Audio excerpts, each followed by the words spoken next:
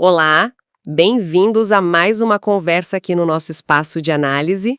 Olá, hoje a gente vai mergulhar num tema assim bem forte, né? Que aparece bastante em textos bíblicos, a idolatria. E claro, o que essas fontes dizem sobre as consequências disso. Exato. A gente separou aqui passagens de Êxodo, Salmos, Isaías. Isso, e tem Romanos, Eclesiastes e até um comentário externo que ajuda a contextualizar um evento-chave. Que é o famoso episódio do bezerro de ouro, lá em Êxodo, né?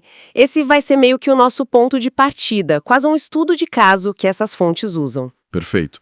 Então o objetivo hoje é tentar entender por que esses textos veem a idolatria como algo tão problemático, quais são os efeitos que eles descrevem. Vamos começar então por essa cena lá de Êxodo 32, versículo 6. Descreve o povo acordando cedo, oferecendo sacrifícios. E depois vem uma festa, né? O texto diz que o povo assentou-se a comer e a beber. Depois levantaram-se a folgar. Esse folgar, assim, à primeira vista, pode parecer inofensivo, mas o contexto ali é pesado, né? Muito pesado, a gente precisa lembrar o cenário. Moisés está lá no Monte Sinai, recebendo as leis, há uma ausência de liderança visível, o povo fica impaciente, ansioso, Sim. e pedem para Arão fazer um Deus que eles possam ver, que vá diante deles, e aí surge o bezerro de ouro. Essa sequência toda de comer, beber e folgar, bom, indica uma celebração, claro, mas a interpretação que as fontes dão é bem negativa. E os sacrifícios, holocaustos, ofertas pacíficas, isso parece ritualisticamente correto, não? Parece, mas no contexto é direcionado ao ídolo. O holocausto, que era uma oferta toda queimada, né? Sim. Simbolizando dedicação total. E as ofertas pacíficas, que eram compartilhadas, comidas em comunhão. Aqui, segundo a interpretação das fontes, está tudo desviado. Entendi. E tem aquela fonte externa que você mencionou, um comentário de Ellen White. Ela interpreta esse folgar como uma imitação direta das festas idólatras do Egito. Ah, então não era só uma festa. Não. Sugere algo mais ligado a rituais pagãos, talvez até com licenciosidade, coisas que eles deveriam ter deixado para trás ao sair do Egito. Faz sentido. Então, a leitura que essas fontes fazem é que não foi uma celebração de fé, mas um retrocesso consciente, né? Uma volta a práticas egípcias. Exatamente. Algumas fontes até sugerem que o bezerro poderia ser uma referência ao culto do boi Apis ou talvez da deusa Hathor. Isso muda tudo. Com certeza. Transforma o ato numa transgressão deliberada, feita logo depois de terem recebido as primeiras instruções divinas. É chocante, né? O timing é crucial na narrativa. Não é um erro por falta de informação. Não. É apresentado como uma escolha de voltar para o conhecido, para o proibido, no momento de dúvida. Optaram pelo tangível, pelo familiar, mesmo sabendo que era desobediência. É visto como uma quebra imediata da confiança, da aliança que estava se formando ali. E essa preferência pelo tangível, pelo que se pode fazer e ver, nos leva direto para como esses textos descrevem os próprios ídolos, né? Isso. O Salmo 115 e 135 e também Isaías 44 são, muito diretos, até um pouco sarcásticos, eu diria. Sem dúvida. A descrição é quase um deboche. Falam que são prata e ouro, obra das mãos dos homens, têm boca, mas não falam, olhos, mas não veem, ouvidos, mas não ouvem. Nariz, mas não cheiram. Mãos, mas não apalpam. Pés, mas não andam. É uma lista da impotência total. Exato. E Isaías 44:9 ainda diz que suas coisas mais desejáveis são de nenhum préstimo, ou seja, completamente inúteis. E aí vem uma das consequências mais impactantes que esses textos apresentam. Está lá nos Salmos. Tornem-se semelhantes a eles os que os fazem e todos os que neles confiam. Nossa, isso é muito forte. É fortíssimo.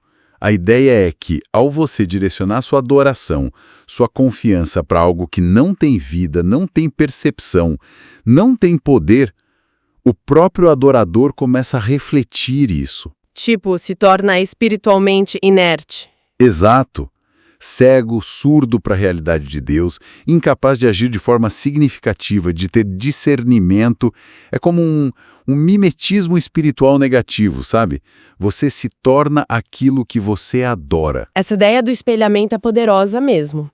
E Isaías 44 parece reforçar isso quando diz que os fabricantes de ídolos, suas mesmas testemunhas nada veem nem entendem, para que eles sejam confundidos. Uhum. O texto até descreve o processo, né? O sujeito corta uma árvore, usa um pedaço para se esquentar, outro para cozinhar, e com o que sobra, faz um deus para se curvar diante dele. E todo esse processo é chamado de vaidade. O que significa exatamente vaidade nesse contexto? É só orgulho? Não só. A palavra hebraica por trás, geralmente hevel, a mesma de Eclesiastes, né? Traz uma ideia mais profunda de vazio, futilidade, algo sem substância, como um sopro. Passageiro, sem valor real. Ah, entendi. Então fazer ídolos e confiar neles é descrito não só como errado teologicamente, mas como uma atividade intrinsecamente tola, inútil, e que leva, segundo Isaías, à confusão mental e espiritual, para que sejam confundidos. Porque se baseia numa mentira sobre onde está o poder de verdade, o valor real. É investir tudo no que é fundamentalmente nada. Faz todo sentido essa ligação entre a natureza do ídolo e o estado de quem o adora. E, claro, voltando para o bezerro de ouro, isso foi uma batida de frente com os mandamentos que eles tinham acabado de ouvir, né? Especialmente os 2 primeiros lá de Êxodo 20. Com certeza. Não terás outros deuses diante de mim, e não farás para ti imagem de escultura. Não te encurvarás a elas nem a servirás. É direto. E o texto ainda descreve Deus ali como um Deus zeloso. Como a gente entende esse zelo no contexto da aliança que estava sendo feita? Olha, essa violação dos mandamentos é o coração do problema, segundo as fontes. Não é uma infração pequena. É vista como uma ruptura aberta, fundamental da aliança, do pacto exclusivo entre Deus e o povo. E a palavra zeloso, em hebraico caná, nesse contexto, não tem aquela conotação só negativa de ciúme que a gente às vezes pensa. Descreve mais uma paixão, uma intensidade pela manutenção da fidelidade exclusiva dentro dessa relação, como o zelo num casamento, entende? Ah, sim. Faz sentido. Então, a idolatria é vista como um adultério espiritual, uma traição que quebra o laço. O contraste que o texto faz é enorme. O Deus vivo que age, que fala, que liberta, o Criador, contra um objeto mudo, imóvel, feito por mãos humanas, a criatura. E o próprio mandamento ali em Êxodo 20 fala das consequências, né? Menciona visitar a maldade dos pais nos filhos até a 3ª e 4ª geração daqueles que me aborrecem. Mas também fazer misericórdia em milhares aos que me amam e guardam os meus mandamentos. Isso sugere que as escolhas têm um peso que vai além do momento, né? Exatamente. A linguagem da aliança nesses textos sempre implica que as escolhas geram consequências que podem afetar gerações, tanto para o mal quanto para o bem. O ponto central é a gravidade que eles atribuem a essa quebra de fidelidade. Trocar o Deus que tirou eles do Egito por uma imagem que eles mesmos fizeram. Nossa, é retratado como o auge da ingratidão, da falta de sentido, da infidelidade, dentro da lógica daquela narrativa.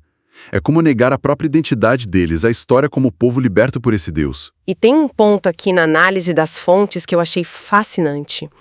Uma ideia de inversão que é apresentada como um problema grave. Os seres humanos, que lá em Gênesis são descritos como criados à imagem de Deus. Aqui estão eles fazendo um Deus.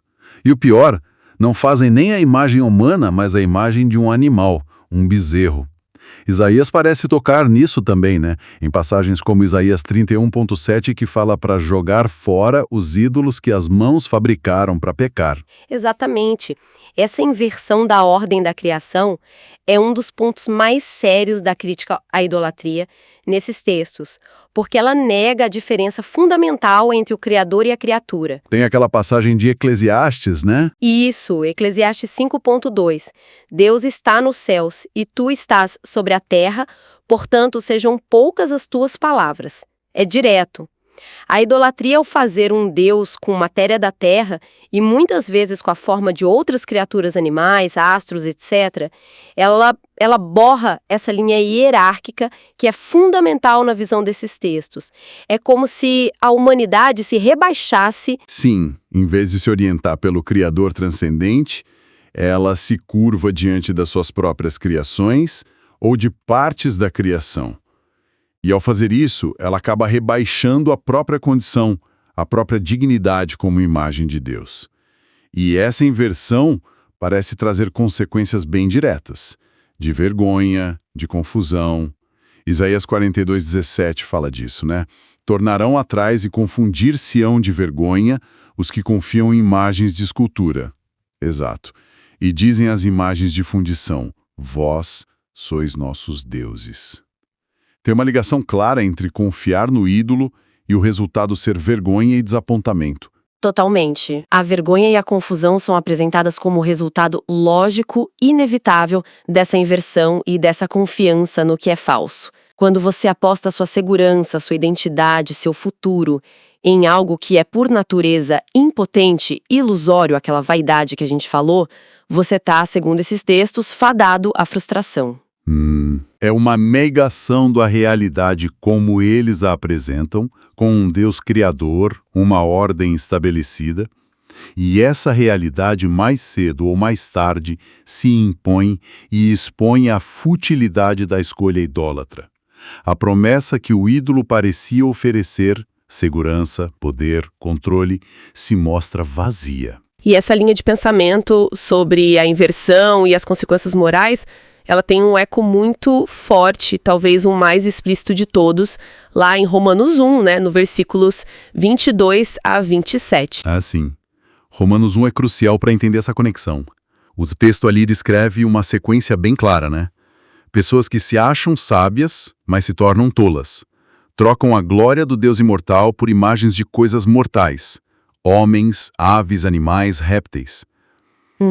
E o ponto central. Trocam a verdade sobre Deus pela mentira.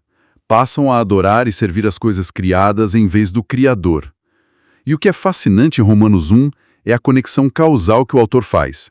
Ele argumenta que é por causa dessa troca fundamental, criador pela criatura, que Deus os entregou. Entregou ao quê? A desejos impuros, paixões vergonhosas, comportamentos que o texto chama de contrários à natureza. Então, a idolatria não é só um erro de teologia ali. Não. Nessa perspectiva do Novo Testamento, ela é vista como a raiz, o ponto de partida que dispara um desvio moral mais amplo. Não é um pecado isolado, mas o pecado que abre a porta para outros. Entendi. A lógica, então, é quando você tira Deus do centro, nega a honra que ele deveria ter como criador, isso cria um tipo de vácuo, uma desordem, e aí outros impulsos, outros comportamentos que o autor considera problemáticos tomam conta. Exatamente essa linha de argumentação em Romanos 1. A idolatria é apresentada como pecado, digamos, original, naquele contexto, que distorce a percepção da realidade, da verdade, da própria ordem moral. Ao se recusar a reconhecer e honrar o Criador, a humanidade nessa visão perde seu ponto de referência ético e espiritual. E fica vulnerável. Exato. Vulnerável a todo tipo de desordem interna, paixões descontroladas e externa, práticas consideradas degradantes. É pintado como um ciclo vicioso. Rejeitar a verdade sobre Deus leva a mente a se obscurecer e isso leva a comportamentos que se afastam do propósito original da criação. E uma das fontes que a gente usou para preparar essa conversa tinha uma frase bem direta, quase um diagnóstico. Os seres humanos são especialistas em fabricar seus próprios ídolos. E não só fabricar, mas servir a eles depois. Pois é. Isso reforça que não é só o bezerro de ouro lá atrás, né? É um padrão mais amplo que esses textos descrevem. Sem dúvida, essa tendência humana de criar outros focos de adoração, de lealdade, de segurança, desviando do Criador, é um tema central nessas fontes. Pode ser um ídolo de metal, de madeira, ou pode ser algo mais abstrato, né? Poder, dinheiro, nação, até o próprio eu. Verdade. A mensagem que esses textos passam, consistentemente, é que substituir o Criador por qualquer parte da criação é um caminho que, segundo eles, sempre leva a um rebaixamento da condição humana e a um declínio ético e espiritual. Não é um acidente histórico. É apresentado como uma tendência, uma armadilha constante para nós. Ok, então tentando amarrar tudo que a gente viu nessas fontes sobre idolatria. Ela é descrita como criar e adorar coisas sem vida, sem poder real. Uhum. É apresentada como uma violação gravíssima da aliança, uma quebra de fidelidade com Deus vivo. Sim, aparece também como uma inversão da ordem da criação, a criatura no lugar do Criador, ou definindo o Criador à sua imagem. Exato. E por fim, especialmente em Romanos, é vista como a raiz de uma desordem moral e comportamental que vem depois. Perfeito. A linha que essas fontes não cansam de traçar é essa distinção absoluta. Criador de um lado, eterno, pessoal, fonte de vida e ordem e tudo que é criado do outro, incluindo nós e o que a gente faz. A idolatria em todas as suas formas é o ato de borrar, de apagar essa linha. E as consequências são sempre negativas, segundo eles. Sempre. O ser humano se rebaixa ao nível daquilo que adora, seja algo sem vida, seja só outra criatura. Perde a conexão com a fonte de sentido, de moralidade. Entra num estado de confusão, de futilidade, de desordem mesmo, existencial e ética. Bom, para a gente fechar nossa análise de hoje, fica uma pergunta que o próprio material que a gente explorou levanta, né? Algo para a gente pensar à luz dessa ideia de trocar o Criador pela criatura. Considerando essa perspectiva toda que a gente viu nas fontes, quais poderiam ser algumas formas, hoje em dia, em que elementos da criação, pessoas, ideias, objetos, sistemas, acabam recebendo a honra, a lealdade, a confiança que, segundo esses textos, pertenceria só ao Criador? Fica aí a reflexão, né? Baseada no que a gente discutiu aqui. Inscreva-se em nosso canal. Se você gostou deste conteúdo, compartilhe com outras pessoas. Inscreva-se agora e fique por dentro das últimas novidades.